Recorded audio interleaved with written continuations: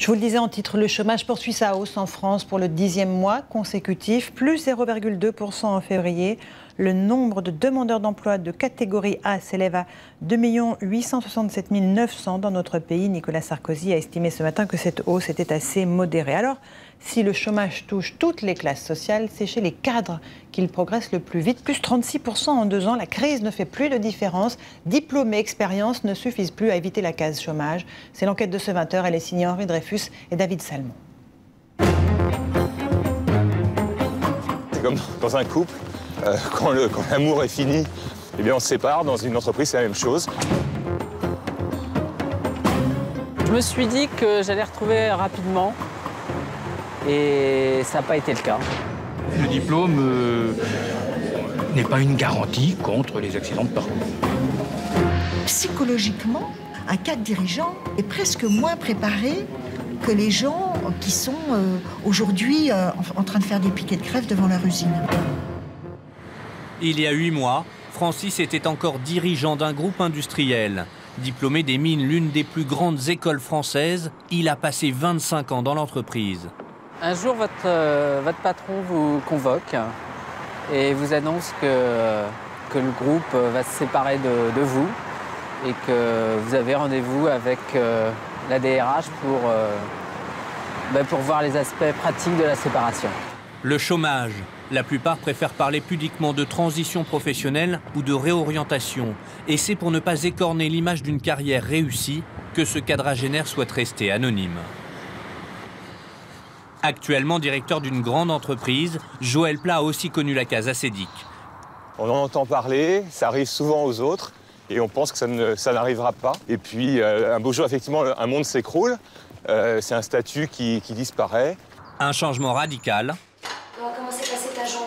Et un train de vie que cette famille aisée a dû diviser par 2. On s'est juste souvenu qu'en commençant notre vie, on avait moins de moyens et qu'on pouvait se remettre à un autre niveau de vie. Les grands diplômés, des chômeurs, pas tout à fait comme les autres. Puisque j'ai mené des opérations de fusion-acquisition, réduire le VFR, améliorer le cash. 1,3 milliard d'euros de chiffre d'affaires. Un poste de direction financière pour une entreprise sous LBO.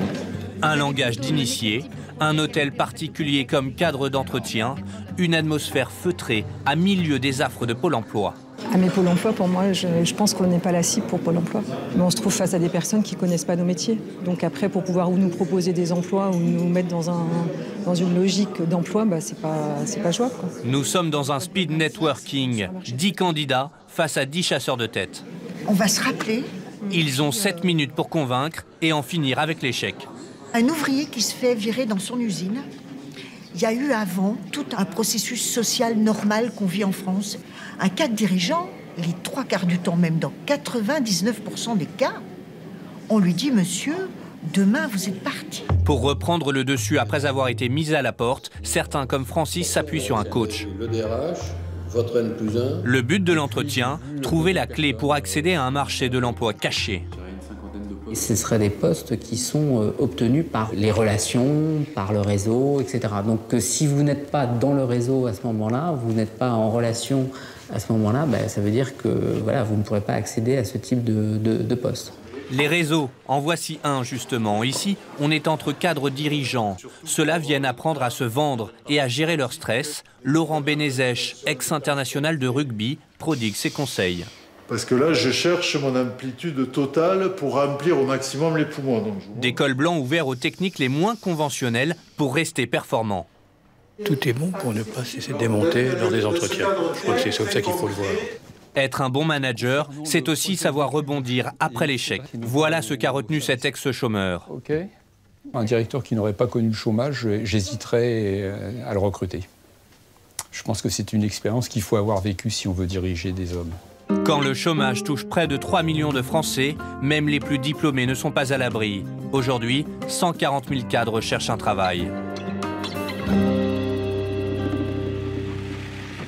Voilà une enquête de Henri Dreyfus que vous pouvez retrouver sur notre site tf1news.fr.